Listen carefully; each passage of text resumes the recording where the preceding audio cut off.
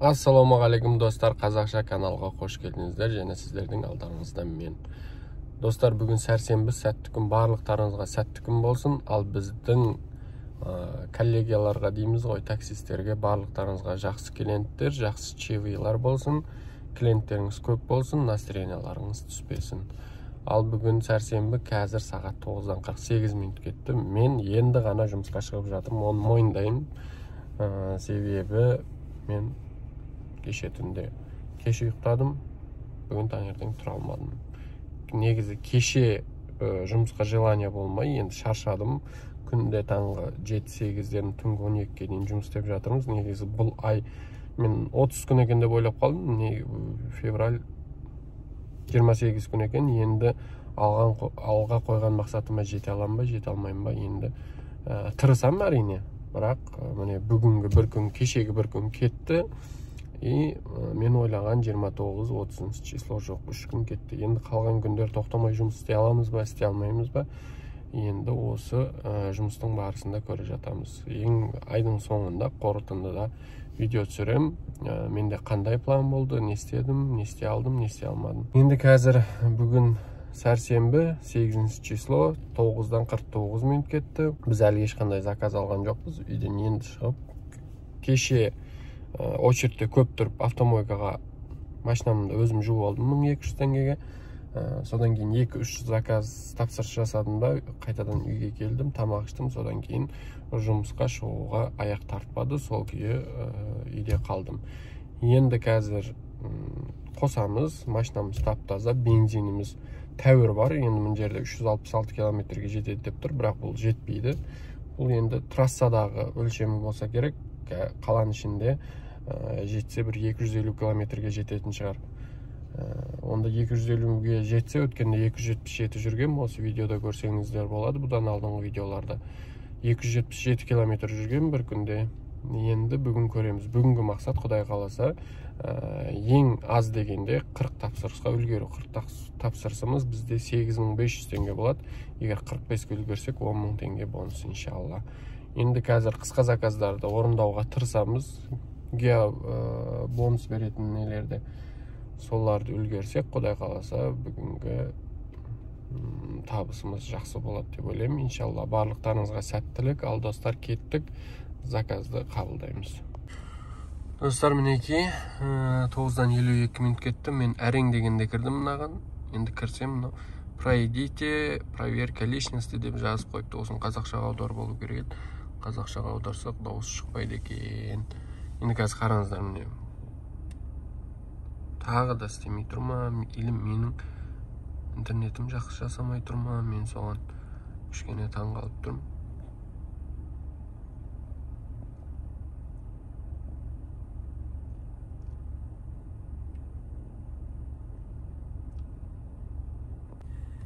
Неге қазір суретке түсеміз.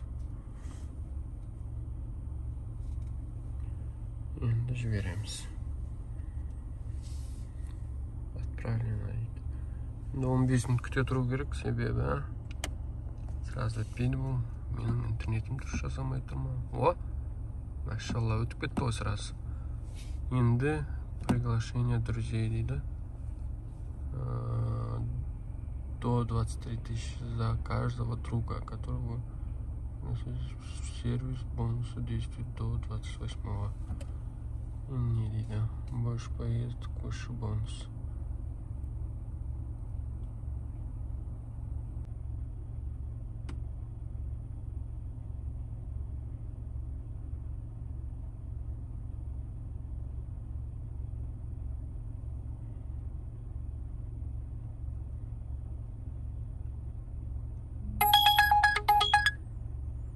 Неке заказ. Достар, заказ келді бізге. Қабылдаймыз. Ал кеттік.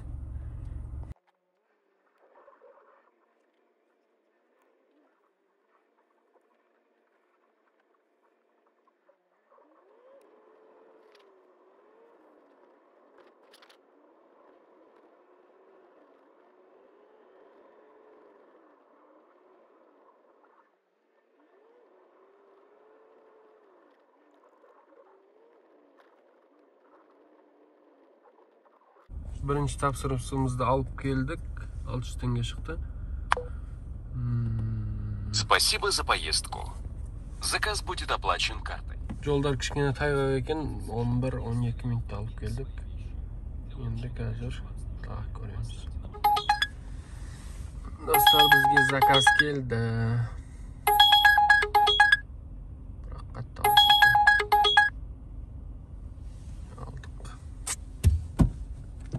Негіз мына минутта жете алмаймыз точно.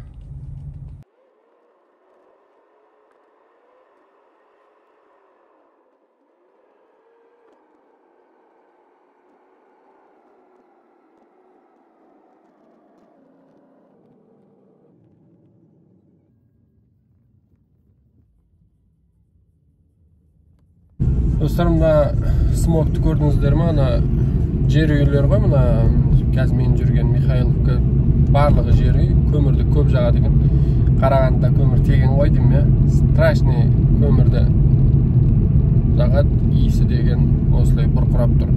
Мына пешті өшіріп қоймасақ бар ғой, уланып қалатын сияқтымын. Енді мен өзім мынандай жер үйде көмір жаққан жерде тұрып көрген емеспін. Енді сол үшін маған қатты не болып жатқан сияқты. Достар, сағат 11-ден 13 минут кетті. Қазір көрсетемін, бізде 5 тапсырыс болды. 6-шы тапсырысты қабылдайын десем, мен барған жерде интернет жоқ па, тапсырысты қабылдай алмадым, өтіп кетті. Мейлі енді, мен именно соған, егер минус активность кеткенде, мен экран запись жасап алдым, жіберуші едім кімдерге. Таксопарк, білмеймін, олар көмектесе ма, көмектеспей ме. Енді қазір қайтадан шығып кеттім мен программадан, қазір қайтадан қосам, көрейік. Отменен. Мінекей, қазір программаға кірсем, енді ғана айтып тұрмын, заказ отменен деп. Көрейік. Дұрыс ба, қазір қосамыз.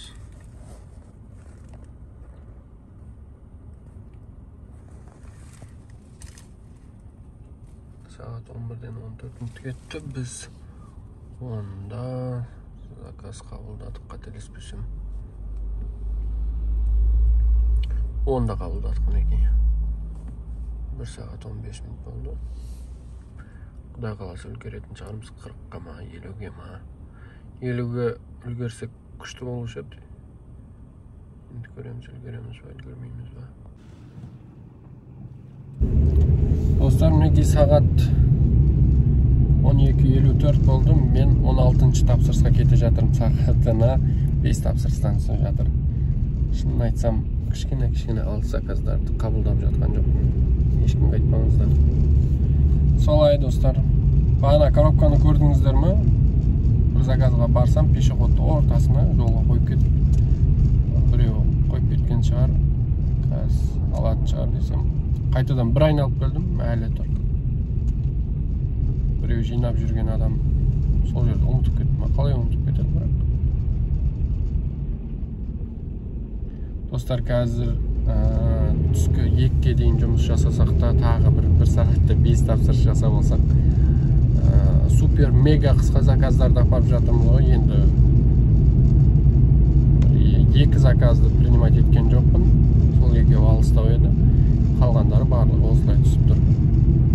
Күнде осылай сағатына 5 тапсырыс жасап тұрсаңыз, 50 заказ 10 сағат болады екен соның өзінде. Бензин бар, мойка бар, кейде мойкаға барасы енді күнде емес. Күнде тамақ ішуге барасы 2 сағат кеткенде, соның өзінде 10 сағат уақыт кетіп қалады екен. 12 сағат уақыт деген. Біраз уақыт кетіп қалады екен. Бірақ қазір 3 сағатта, міне сағат 10-да шықтым. 3 сағатта 15 тапсырыс күшті, өзіме ұнап тұр. Как будто тез апарып тастап жатқан сияқты болып тұрмын. Бірақ 15 тапсырысымыз бізде 4990 теңге ғана.